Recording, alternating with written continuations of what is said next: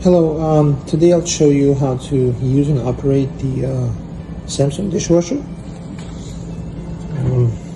Just open the door, you load the dishes you want to wash, you press power button,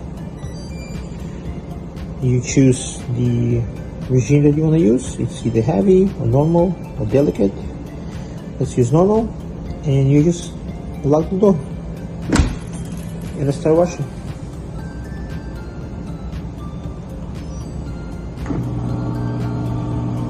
That's how it is. I hope this video was useful to you, and I would greatly appreciate if you could click the like button below. Thank you.